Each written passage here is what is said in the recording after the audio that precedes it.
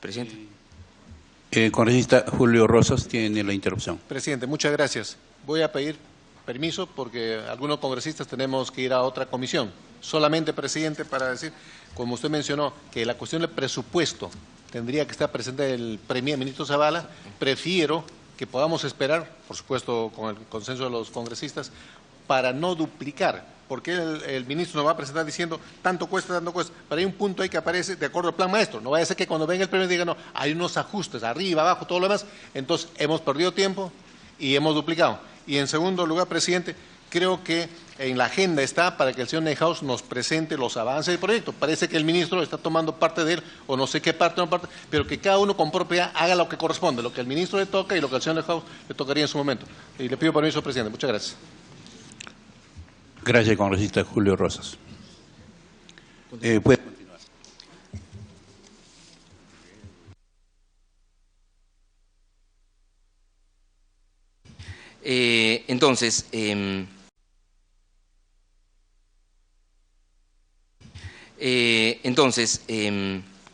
Los servicios de sede, ¿no? Incluye, aparte de los temas que ya hemos conversado sobre infraestructura, ¿no? La gestión de la sede misma, ¿no? Que son los servicios a los espectadores, los equipamientos necesarios, la necesidad de eventos de prueba, la necesidad de señalización adecuada. Tenemos un tema importante en lo que se refiere a tecnología de información y comunicaciones. Esa es una inversión grande y es una inversión crítica en caso de juegos de este tipo.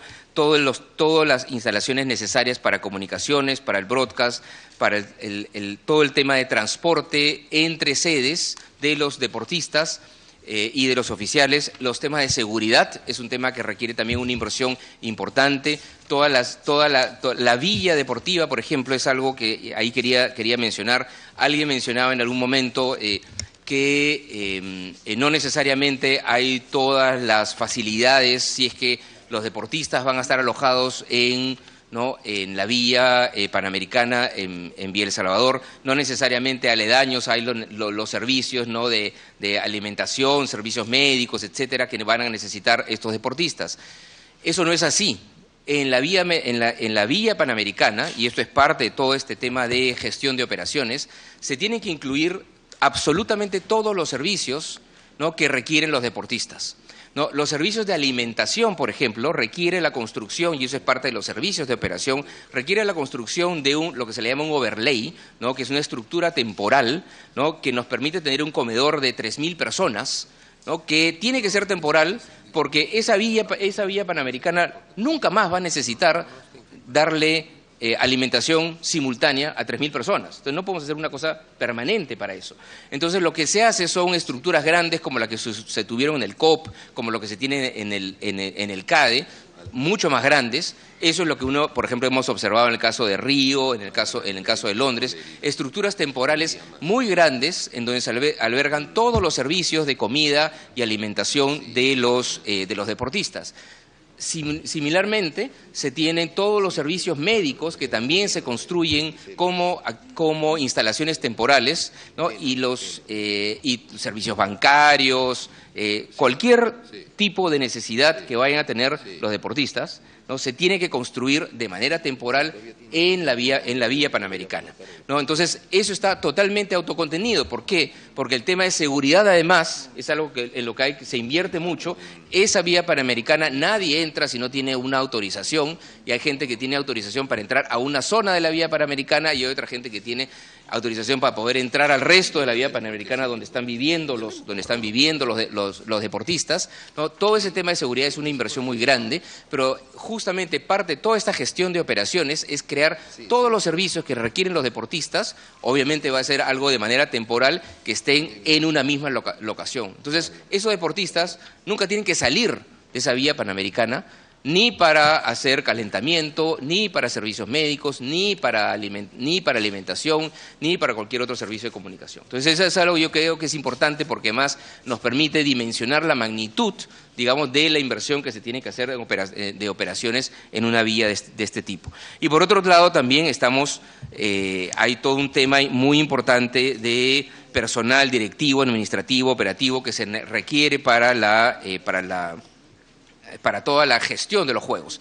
Y ahí hay dos temas importantes. Uno es que el tamaño del proyecto especial. El proyecto especial hoy día tiene aproximadamente 70 personas, más o menos, ¿no? Ese es el staff del proyecto especial.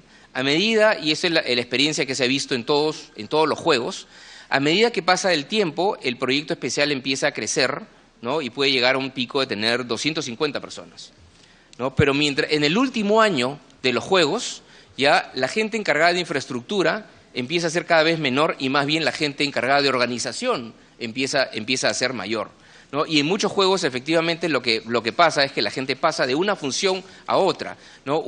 Durante un momento se tiene un conjunto grande de gente trabajando en el proceso de supervisión y seguimiento de las inversiones en infraestructura, pero en el último año en particular, previo a los juegos, digamos entre julio del 2017 y julio del 2018, mucho mayor staff se va a necesitar para la parte de organización y menos staff para la parte de infraestructura. Entonces, esto es algo, es un flujo complejo, ¿no?, de personal que se va necesitando a lo largo de del proceso de organización. Y finalmente, todo el tema de operaciones incluye los temas de protocolos, ceremonias, toda la organización del ticketing, servicios corporativos y un conjunto de eventos culturales que se tienen que hacer también alrededor de los juegos. Si nosotros juntamos las distintas inversiones que se han detallado, ¿no?, y los costos operativos, ¿no?, lo que tenemos hasta este momento estimado es un costo total de 4.125 millones de soles. En la primera parte de ese panel está detallado lo que ya estuvimos viendo en cada una de las al comienzo de la presentación, ¿no?, los costos que ya hemos visto los costos estimados para Videna, Vía Panamericana, el Parque Panamericano del Callao, el Polideportivo San Mayra del Triunfo, etcétera, ¿no? Y ahí estamos incluyendo como posibilidad el proyecto en evaluación del remo y el proyecto en evaluación del Coliseo de Vóley, ¿no?, y con un monto total en lo que se refiere a inversión específicamente de 2.333 millones de soles. Ahora, estos estimados ya incluyen, digamos, incluyen contingencias, ¿no?, y el objetivo, ¿no?, del señor Neuhaus, el objetivo del proyecto especial es tratar de reducir estos costos. Nosotros no queremos volver a venir y decir, no, esto, a menos que hubiera pasado algo extraordinario, que esto va a incrementarse.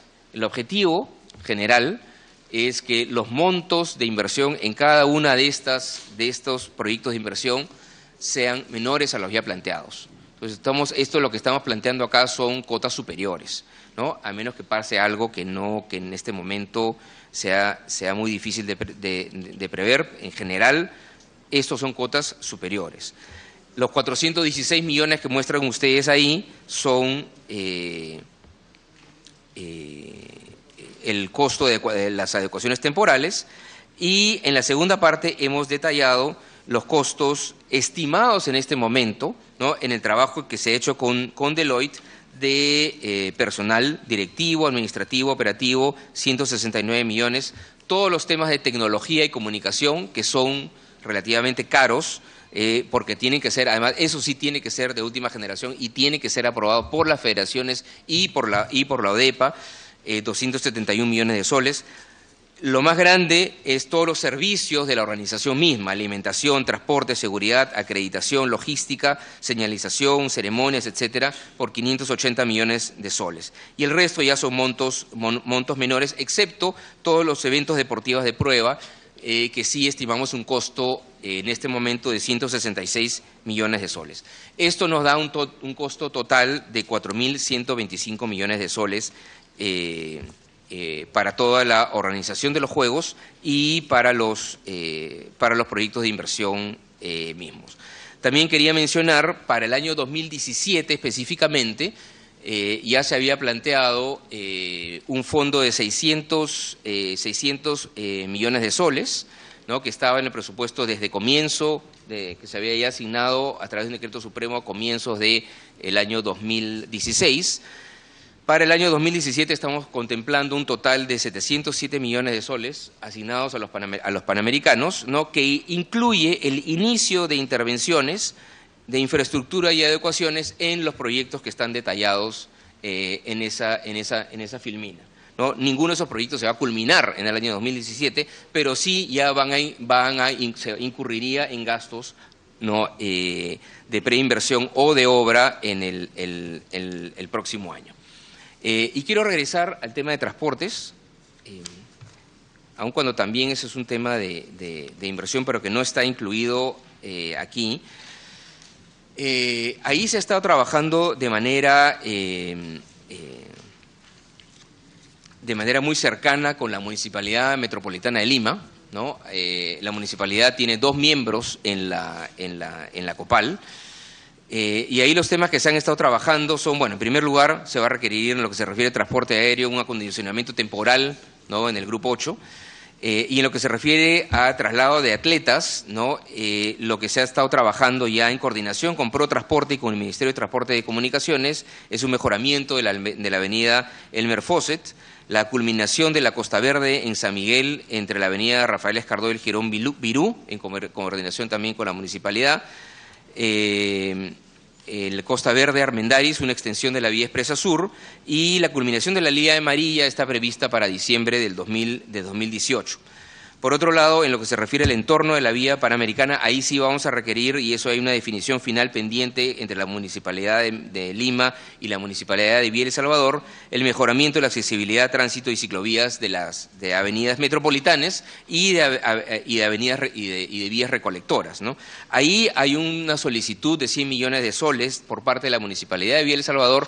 Algunas de esa solicitud tienen que ver directamente con los panamericanos, otras no, entonces va a ser importante priorizar, ¿no? De acuerdo en lo que se refiere a los panamericanos, ¿no? En función a las necesidades de transporte para este evento.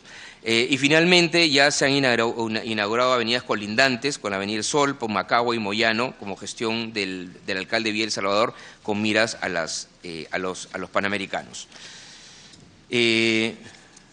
Por último, queríamos mencionar el tema de preparación de atletas, ¿no? Para los Juegos. Nosotros tenemos un circuito olímpico que va del 2000, el ciclo olímpico, digamos, que viene, se le llama circuito olímpico, va del 2017 al 2020, ¿no? Se inicia con los Juegos Bolivarianos el 2017, los Sudamericanos el 18, los Panamericanos aquí en Lima el 2019 y los Juegos Olímpicos de Tokio el 2020, ¿no? El resultado de los equipos peruanos en Juegos Panamericanos ha ido mejorando a lo largo del tiempo, ¿no? El caso de Toronto ha sido el mejor desempeño, ¿no? Se ha obtenido, porque se obtuvo el mismo número de medallas que en años anteriores, que en Río de Janeiro, por ejemplo, pero nunca habíamos obtenido 3 medallas de oro, ¿no? Y entonces, desde el punto de vista de los estándares olímpicos y panamericanos, esa es la mejor performance que hemos tenido. Nosotros hemos estado trabajando con las federaciones, hemos tenido varias reuniones con las federaciones deportivas nacionales. Para los Juegos Panamericanos se han identificado, para los panamericanos y los parapanamericanos, se han identificado estas disciplinas como son las disciplinas con posibilidades a medalla, y se ha trabajado con las federaciones para la preselección de deportistas. Todas las federaciones han identificado entre 710 deportistas preseleccionados, 598 ya están en el programa de apoyo al deportista. Ahí, en relación a ese tema, sí quisiéramos mostrar cómo ha ido incrementándose el apoyo a los deportistas y a las federaciones a lo largo de los últimos 10 años, ¿no? Se ha incrementado de manera notable el apoyo a las federaciones y también las subvenciones que se dan a los deportistas. Hay casi 600 deportistas que reciben una subvención directa de entre $200 y $1.200 mensuales, ¿no? En función ya a sus logros, y si son las cifras más altas son para los deportistas olímpicos. El presupuesto el año 2016, ¿no? se está invirtiendo 53 millones de soles y tenemos eso como presupuesto base para el año 2017. En reunión entre el Ministerio, el IPD y las federaciones a 2015, se les ha solicitado a todas las federaciones la elaboración de sus planes estratégicos para la identificación de aquellos deportistas que requieren mayor apoyo con miras a los Panamericanos, ¿no? Que nos definan los recursos que necesitan ellos para incrementar staff de entrenadores, psicólogos, médicos, nutricionistas y su necesidad de financiamiento de participación en competencias internacionales. Nosotros hemos ido recibiendo los planes de las distintas federaciones entre mayo y julio de este año. Esos planes de las federaciones incluyen técnicos calificados, ¿no? Equipos multidisciplinarios, se pueden pasar a la siguiente, por favor, y también la participación en eventos internacionales. No voy a ir en detalle en eso, señor presidente, pero todos estos rubros son los que tienen que incluirnos las federaciones y lo han estado incluyendo en sus planes de preparación. Lo que nosotros necesitamos ahora es un taller de validación final del plan de preparación de los deportistas, ¿no? Las distintas federaciones han presentado sus demandas, ¿no? Obviamente sus demandas son importantes, nosotros tenemos que validar esas demandas y se van a hacer un conjunto de talleres finales de validación del plan de preparación de los deportistas con miras a los Juegos Panamericanos en colaboración con el Banco Interamericano de Desarrollo y que nos va a permitir identificar y validar con mayor precisión cuáles son las necesidades para los próximos 3 años. Estos talleres se van a realizar, uno es esta semana, ¿no? Y el último se realizaría en noviembre. Eso nos va a dar una idea de cuáles son las necesidades que hay adicionales al presupuesto base que tenemos de 53 millones de soles para el año 2017, cuál es el adicional que se necesita y cuánto va a poder contribuir el Estado y cuánto va a poder contribuir la empresa privada también en la preparación de atletas. Y para cerrar, presidente, yo creo que es importante trabajar con una mayor participación de la empresa privada. Justamente para eso, ¿no? El Congreso, en la legislatura anterior, aprobó la ley de mecenazgo deportivo, ¿no? Que buscará el apoyo del sector privado para preparación de nuestros deportistas y también el apoyo para infraestructura deportiva y programas de gestión deportiva. La idea es que las empresas, de acuerdo a la ley, ¿no? Que se acojan al mecenazgo deportivo podrán deducir sus aportes hasta el 10% de la renta neta de tercera categoría y 10% de la renta neta de trabajo. Está en este momento en proceso de reglamentación. Esa reglamentación tiene que culminar este mes para ver efectivamente cómo sería el proceso de aprobación por parte del IPD de las actividades que podrán acogerse al mecenazgo deportivo. Esta ley ya se podría aplicar luego de la aprobación del reglamento, esperemos al final de este mes, a partir del siguiente ciclo fiscal, a partir del 1 de enero del 2017. Con eso culmino esta presentación, señor presidente.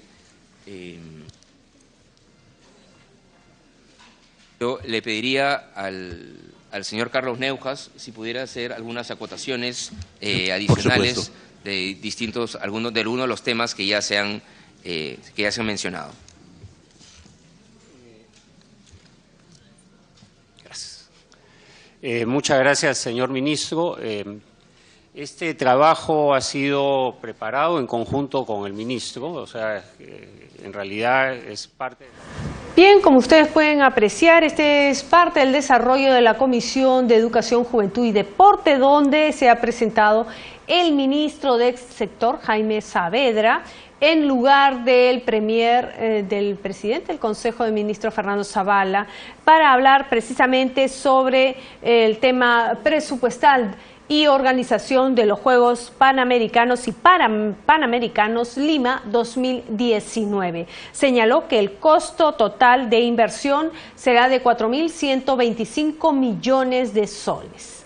Es importante indicar además que se estima condicionar al menos 13 sedes deportivas y se ejecutarán 7 proyectos de inversión pública, además de 4 que están en evaluación, que permitirán la construcción de otras 22 sedes deportivas, según lo anunciado. Indicar además, como lo ven en sus pantallas, que también paralelamente a la sesión de la Comisión de Educación, viene sesionando la Comisión de Presupuesto y Cuenta General de la República, donde en primer lugar se presentó Víctor Ticona, presidente del Poder Judicial, quien sustentó el presupuesto del sector a su cargo para el año fiscal 2017. También hizo lo propio Eduardo Ferreiros, ministro de Comercio Exterior y Turismo.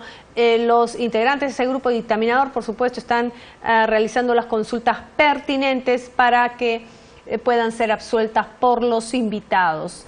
También está prevista la presencia de Walter Gutiérrez, defensor del pueblo, y de Cayetana Aljovín, ministra de Desarrollo e Inclusión del Pueblo, y de Cayetana Aljovín, ministra de Desarrollo e Inclusión Social. Como señalábamos, está el ministro de Comercio Exterior y Turismo, quien ha sustentado el presupuesto del sector a su cargo y dando detalles, por supuesto, de las ejecuciones que piensa realizar para el próximo año. Continuamos entonces con la sesión de la Comisión de Educación, Juventud y Deporte acerca de los Juegos Panamericanos y Panamericanos Lima 2019, con la presencia del ministro del sector, Jaime Saavedra, y por supuesto también de un miembro del comité organizador, como lo indicamos al inicio de esta transmisión, el señor Carlos Alberto Neuhaus Tudela, presidente del comité organizador de estos importantes Juegos Deportivos que se van a realizar en Lima el año 2019. Veamos. Porque están compitiendo por los espacios de hoteles, tráfico, etcétera. Estábamos viendo la posibilidad de utilizar los Panamericanos como una ventana cultural del país. O sea, si el Perú tiene algo que mostrar es su cultura, y creo que es una gran oportunidad de mostrar nuestro acervo cultural, ya que vamos a tener visitantes que no solamente van a venir a espectar las pruebas atléticas, deportivas, sino van a visitar toda la ciudad. Entonces, creo que va a ser una oportunidad muy interesante. Y se puede aprovechar también ese periodo intermedio para utilizar mistura, ¿no? Entonces, Perú, digamos, podemos estar en la vitrina del mundo a través de la televisión y las redes sociales, no solamente por el deporte, sino por la cultura y la comida, que es ya un atractivo internacional muy importante. Yo tengo casi 2 semanas en el puesto, le estamos dedicando un equipo pequeño todavía, a tiempo completo, ¿no? No hemos tocado el equipo porque hay un refrán que dice es muy peligroso cambiar de caballo cuando uno está cruzando el río, ¿no? Entonces, estoy, digamos, evaluando la posibilidad de mejorar el equipo. Hay funciones que se van a acabar, otras que van a continuar, pero sí la idea es poder contar con gente profesional de muy buen nivel. Hay mucha gente, todas las actividades que se han ofrecido para hacerlo, y creo que esto es una gran oportunidad. Yo quisiera tocar el tema de la vía panamericana también, ¿no? En cuanto a la vía panamericana, un pequeño tema anterior en San Marcos es el laboratorio que conversamos, ¿no? El laboratorio para las pruebas antidopaje es muy importante, pero es muy caro y no vale la pena hacer un laboratorio especial que va a tener un uso muy limitado. Nosotros vamos a trabajar con un laboratorio de referencia que en principio uno de los pocos que existen en Sudamérica es en Bogotá, ¿no? Y la idea es pedirle los requerimientos que se necesitarían a un laboratorio local para poder acreditarlo como un laboratorio de apoyo a los panamericanos, y ese es un tema que hemos conversado con las autoridades sanmarquinas para ver cómo podríamos apoyarnos en ese sentido, ¿no? Entrando al tema de la vía panamericana, he visto que ha habido toda una discusión de lo que significa la inversión. Yo he tenido la oportunidad de hacer proyectos en áreas donde realmente no se pensaba que se podía hacer una inversión importante en áreas deprimidas de la ciudad, y la respuesta ha sido muy buena, porque realmente existe una pujanza en toda Lima y en todo el Perú.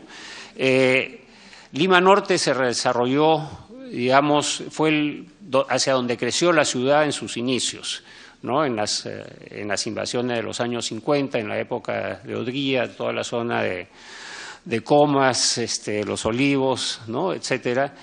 Y ahora el sur de Lima necesita un proyecto de regeneración urbana, así como se hizo en la época del primer gobierno de Belaúnde, la residencial San Felipe, ¿no? Lo que se desea hacer ahí es un proyecto que sirva como legado para, digamos, para potenciar esa zona.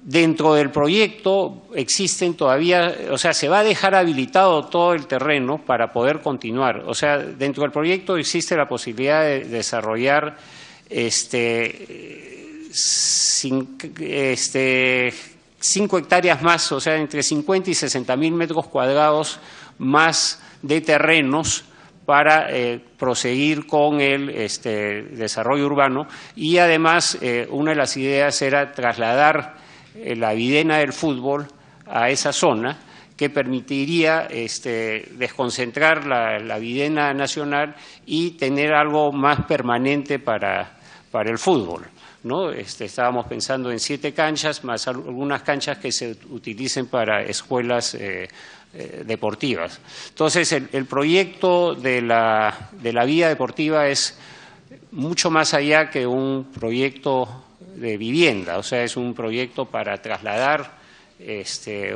una federación a un lugar permanente y digamos, con más holgura, ¿no? Es un producto también de arborización, es una zona boscosa que ya se está en proceso de eliminar las lagunas de oxidación, que son lagunas que tratan el agua de los desagües y las convierten en agua que se puede usar para jardines, y en algunos casos, en algunas ciudades del mundo, hasta se han repotabilizado esas aguas. Entonces, la idea es generar una especie de parque boscoso para poder, digamos, crear una zona digna en el sur de Lima. En realidad, son algunos apuntes adicionales a la intervención del ministro que digamos, cabría resaltar, y creo que ya no sé, podrían haber algunas preguntas que se puedan hacer. Gracias, ministro. Queremos dar la bienvenida a los congresistas José Palma Mendoza, Milagros Takayama, Daniel Salaverry, Carlos Domínguez, la congresista Marisa Clave. Bienvenidos. Realmente, ministro, respetando su cargo de ministro, y le decimos, le agradecemos por esa información que nos da, de toda una idea completa de cómo van a ser los juegos. Me parece bien, pero nos olvidamos que aquí hay un oficio, el número 104, que por decisión de esta comisión se remite al premier Fernando Zavala, para que se sirva a exponer referente a la estructura de costos por componentes de las infraestructuras. Está bien, claro, no se ha pedido otras cosas. En todo caso, esta reunión habría sido solamente informativa, y como un congresista lo ha especificado, lo volveríamos a citar al primer ministro Zavala para que nos explique. Con todo respeto, ministro, nosotros conocemos todo el proceso de un proyecto de inversión, desde lo que es preinversión, proyecto con código SNIP, que es requisito para poder hacer el expediente técnico. Sin eso no se puede hacer, pero usted me ha hablado que ya están haciendo el expediente técnico sin tener primero el perfil. Un poco de respeto, señor ministro. Conocemos, somos profesionales en esa rama y sabemos en la teoría y en la práctica cómo se administra un proyecto de inversión desde lo que es el perfil el expediente técnico. Muy bien, yo creo que se le ha dado las facultades al presidente de la República, pero eso no, las facultades no le permiten saltarse los cánones y los estándares que se requieren en el Ministerio de Economía y Finanzas. Mire, una pregunta, solamente una pregunta si me permite. Por ejemplo, usted dice la Villa Panamericana, Villa El Salvador, 761 millones. El costo de la obra es, incluido IGB, 594 millones. Y van a gastar 170 millones en gastos de contingencia y en expediente técnico. ¿Tanto dinero? O sea, estamos hablando de las cifras que me han proporcionado. Aquí estamos, ¿no? Entonces, sí. Entonces, yo le pediría que se centre, por favor, no en las partes, digamos, periféricas, sino en lo del presupuesto, ¿no? Porque todos los señores congresistas van a estar preocupados de cómo está el componente presupuesto, ¿no? Entonces, eso quería yo decirle, señor ministro. Vamos a hacer el orden de oradores y el orden que se ha pedido es... Presidente. Congresista Ceballos, tiene el uso de la palabra. Sí, presidente, con toda la consideración, bueno, primero buenos días a todos. Usted es director de debates y yo le rogaría, si quiere participar, ceda usted el asiento al señor vicepresidente. Lo segundo, desde que he dado inicio a esta sesión, pareciera usted que ya tiene criterios sesgados. Al contrario, tenemos que dar muestra de un desprendimiento democrático para saber primero escuchar y luego plantear interrogantes o inquietudes. Sí, usted ha dado muestras de que conoce perfectamente el Sistema Nacional de Inversión Pública, pero pareciera ser que no ha escuchado la exposición, porque ha dicho el señor ministro de manera puntual cuál es el estado situacional de cada proyecto. Perfil, está ya culminado el expediente técnico, uno están ejecutando, es más, hasta ha hablado de un cronograma de actividades que debe culminarse en el primer trimestre del 2019. Usted en la invitación dice, referente a la estructura de costos por componente de la infraestructura, estructura de costos, acá hay un problema de fondo. Y el problema de fondo es si el cronograma de tiempo que nos queda al 2019 nos va a permitir la ejecución de esta serie de proyectos o no. O sea, se tiene que partir por la premisa esencial, básica, no directamente ir a la estructura de costos. Perdón, no es cuestión de orden, congresista Ceballos. No, que usted remítase, por favor, remítase. Correcto. Entonces yo le rogaría que no pierda usted la moderación, señor presidente. A elaborar el orden de oradores. Congresista Mulder.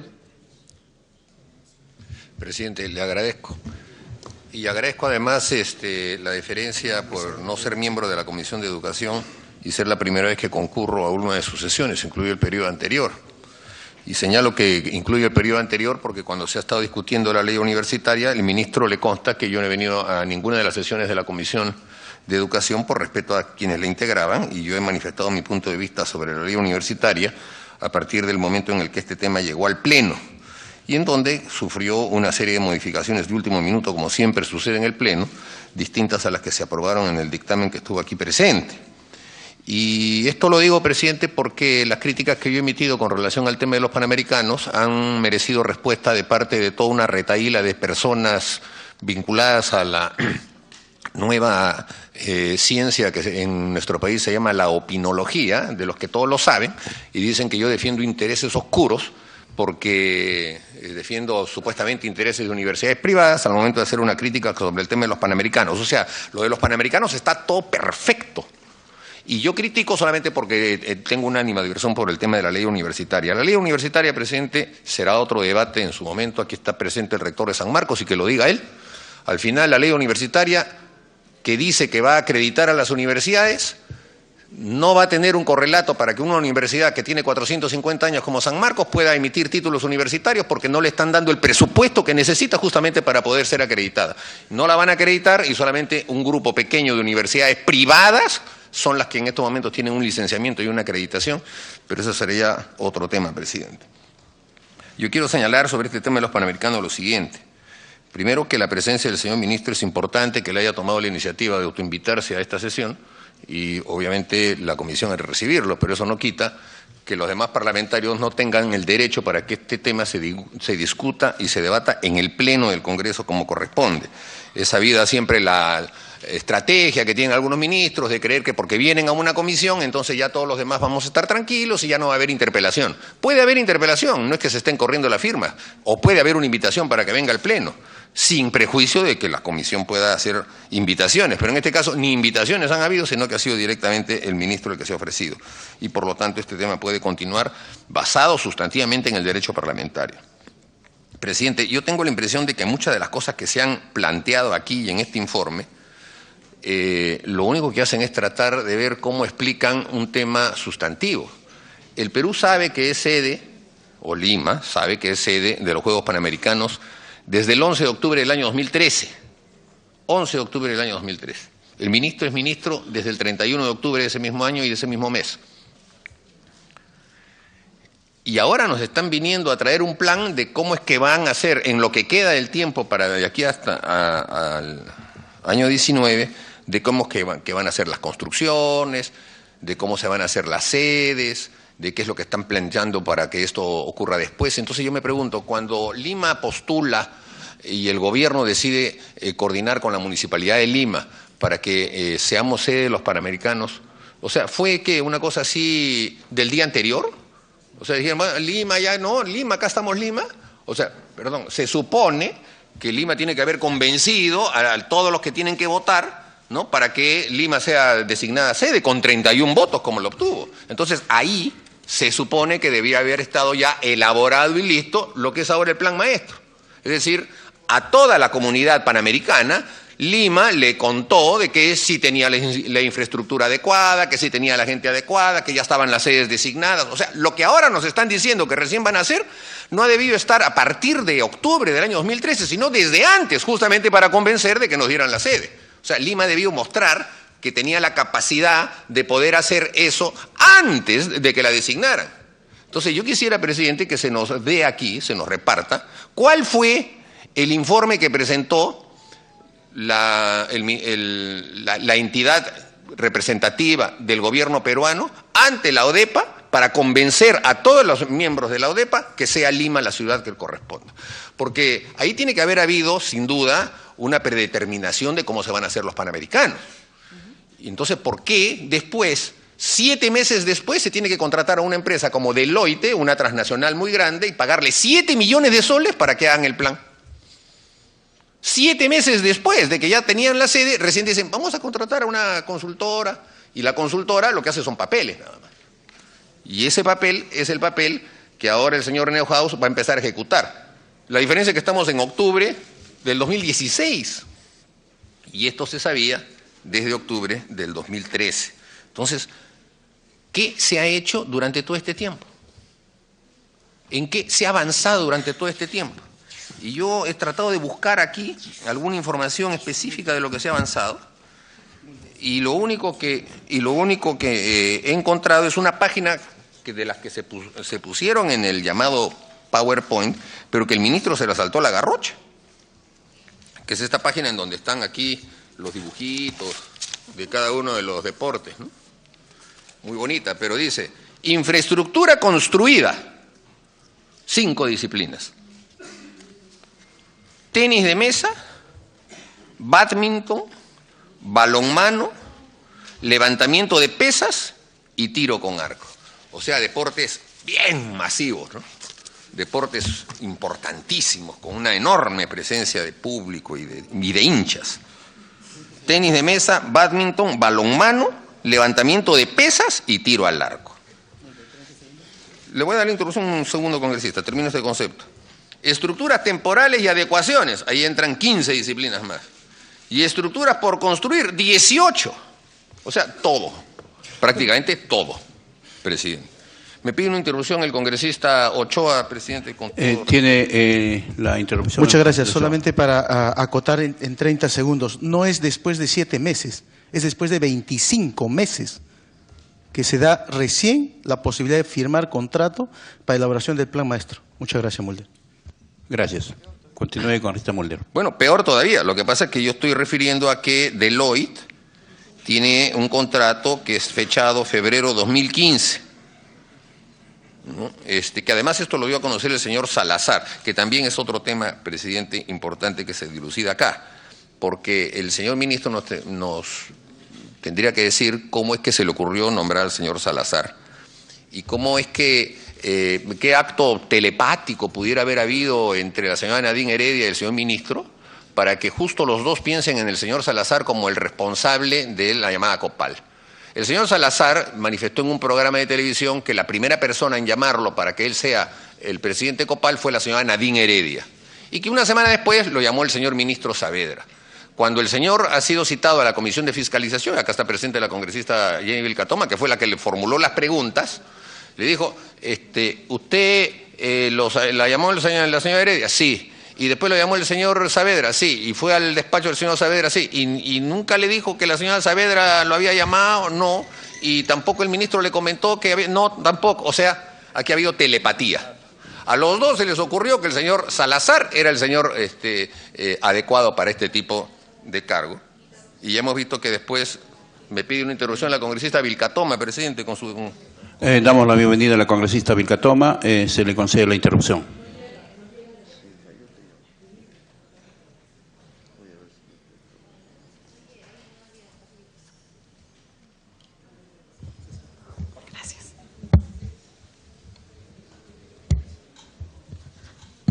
Muy buenos días, señor presidente, y por su intermedio, buenos días a todos los señores congresistas. Agradezco al congresista Müller por cederme esta interrupción. Precisamente ese es el punto que me gustaría acotar una pregunta más para que el ministro pueda responder. Que nos pueda explicar de manera clara y detallada cuál es el perfil con el que contaba el señor Salazar para ser convocado como presidente de la Copal. Para nosotros es indispensable, creo, partir por la forma en la que se designó a cada uno de los integrantes de la Copal y a cada uno de los integrantes que han sido responsables de todo este proyecto. Muchas gracias, señor congresista Müller. Gracias, presidente. Lo que se nos está señalando ahora es que todas las obras van a comenzar a ejecutarse a partir del año 17. ¿Y qué se espera? Pues que a lo largo del año 17 puedan estas cumplirse. La pregunta que corresponde hacerse al respecto es la siguiente. Las facultades que se han solicitado por parte del Pleno del Congreso para la llamada aceleración del proceso, ¿qué es lo que en términos prácticos van a significar en materia de modificaciones de normas a efectos de que se faciliten estas aceleraciones en las construcciones? Ya en anterior oportunidad hemos visto que las aceleraciones en construcciones es simplemente saltarse también a la garrocha, seguimos hablando de deportes, saltar a la garrocha una serie de elementos básicos de la administración pública que permitan después designaciones a dedo, y ojalá que así no sea.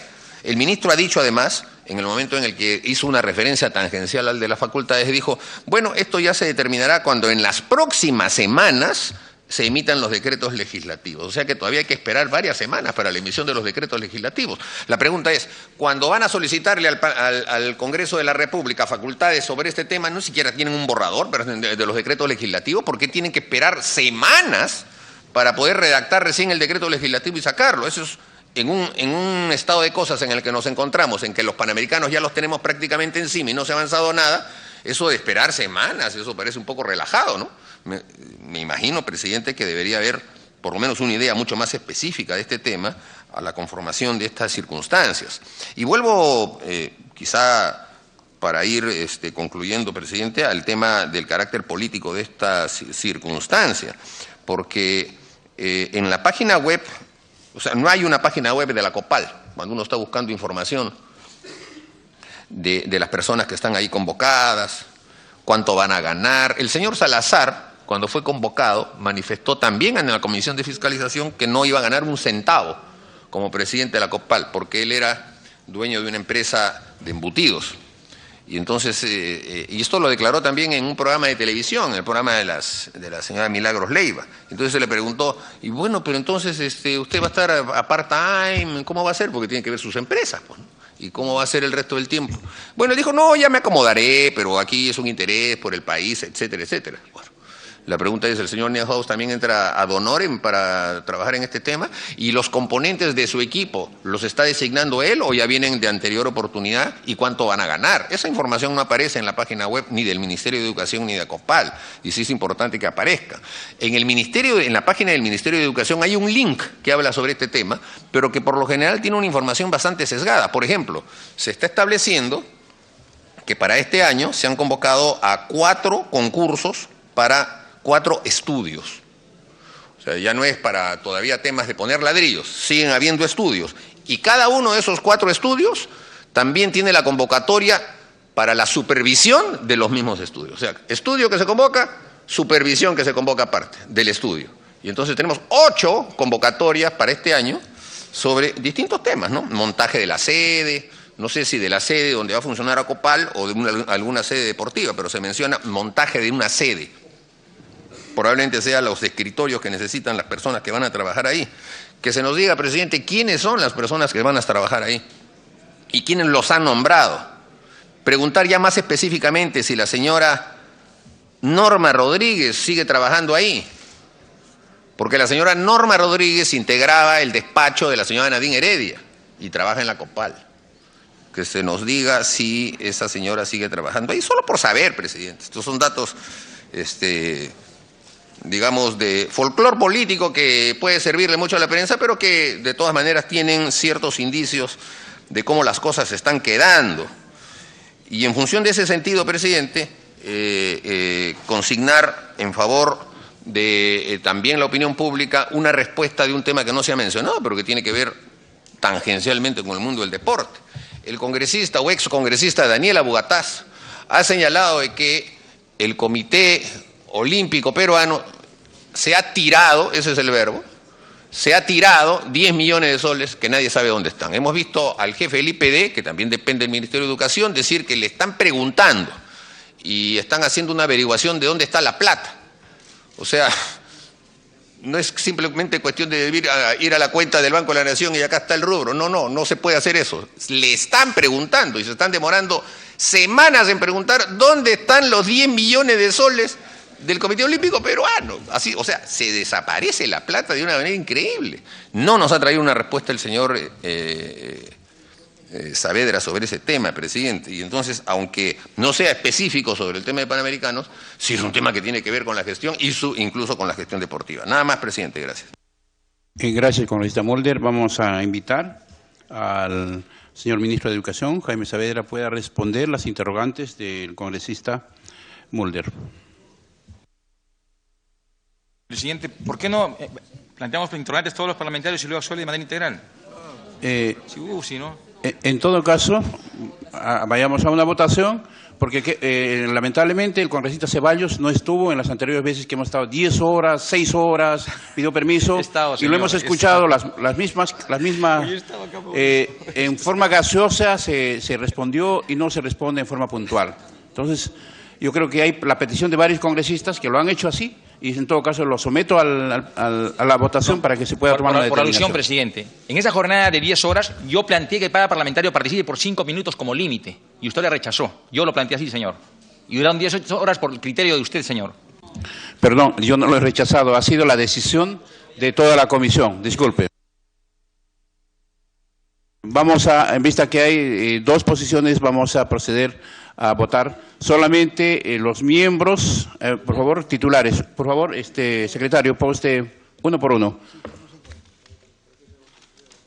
Para decidir si las interrogantes de cada congresista van a ser respondidas en forma inmediata, sí o no.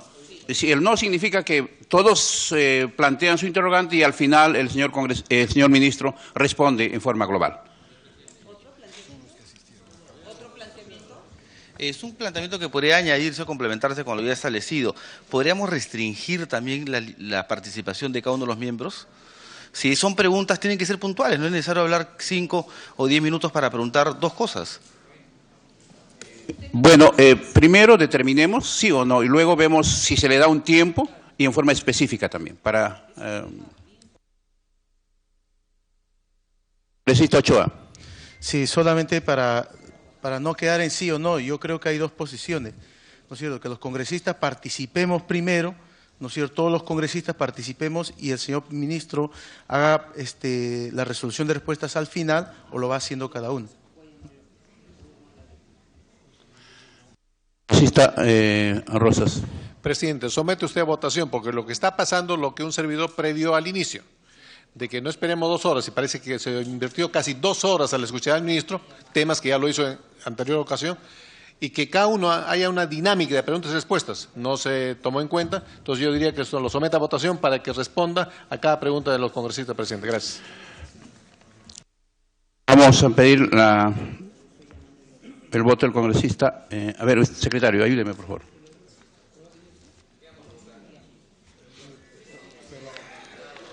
Congresista Lombardi. Tenemos por primera vez más de 30 congresistas y sobrepasa los números de miembros de la comisión. Solo titulares.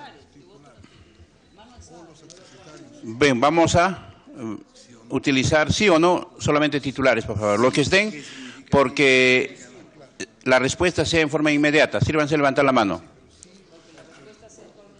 La respuesta sea en forma inmediata.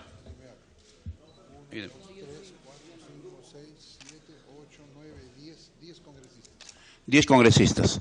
Los que están porque las respuestas sean dadas al final en forma global.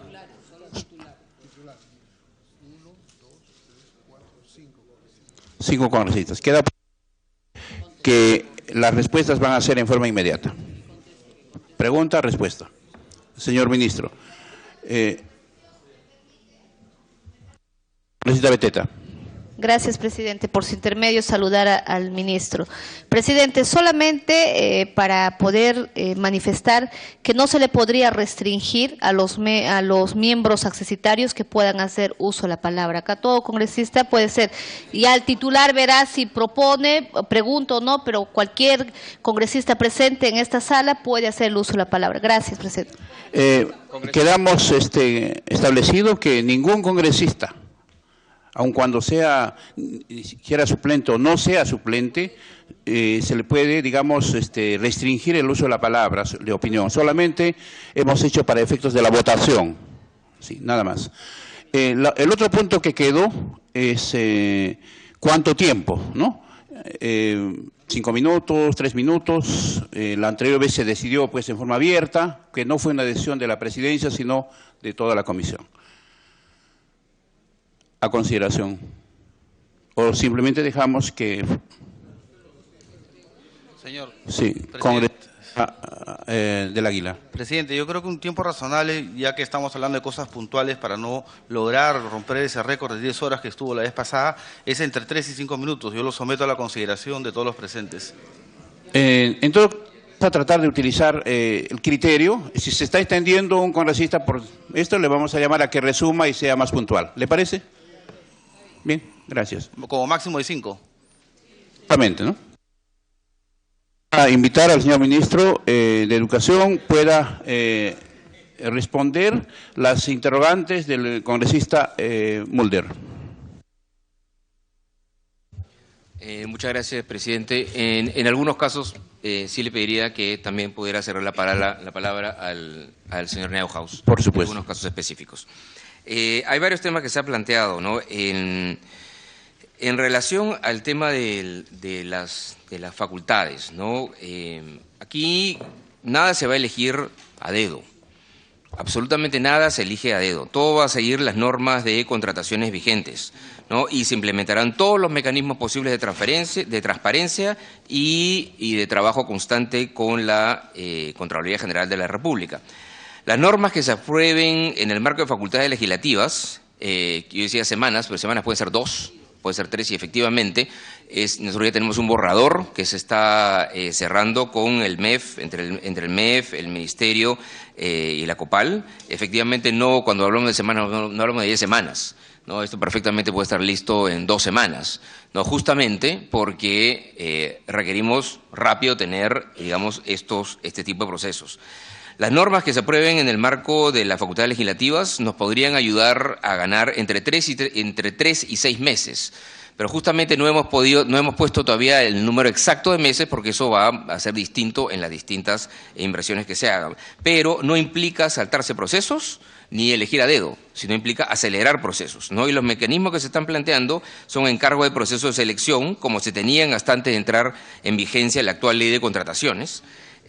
son procesos de elección abiertos y con fiscalización de Contraloría, ¿no? Y por otro lado también se está planteando la modalidad de administración de recursos a cargo de organismos internacionales. A nosotros nos importa, por ejemplo, poder encargar procesos de selección, ¿no? Los contratos se firman entre la entidad, entre la COPAL, digamos, y cualquier empresa que tenga que dar un servicio o que tenga que ejecutar una obra, pero el encargar el proceso de selección a organismos multilaterales nos permite hacer un proceso más acelerado, ¿no? En ningún caso es una aceleración, es un saltarse pasos, ¿no? Sino es tener plazos más cortos, por ejemplo, para posibles impugnaciones que siempre se dan, y eso es lo que nos permite ahorrar tiempo.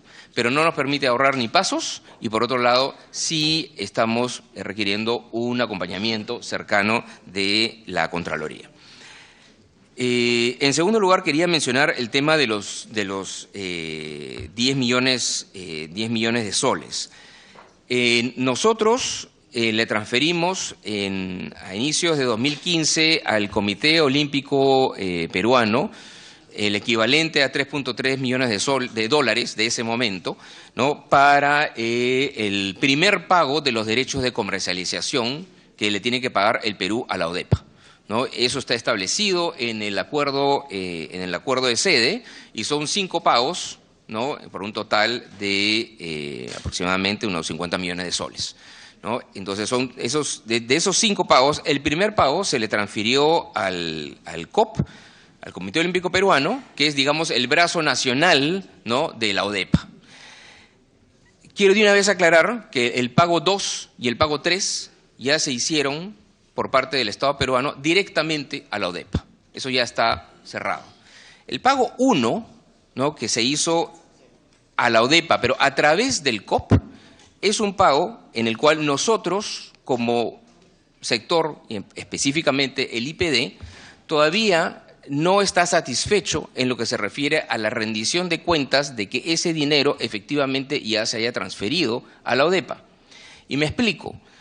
Nosotros, ante el requerimiento ante oficios enviados diciendo, bueno, queremos saber si efectivamente esa subvención que se dio del IPD a la ODEPA para hacer ese pago, si efectivamente ese pago ya se hizo, lo que hemos recibido es una carta de la ODEPA, de la misma ODEPA, diciendo que efectivamente, y en la carta la tenemos aquí, la fecha, si me la pueden alcanzar, la fecha de esa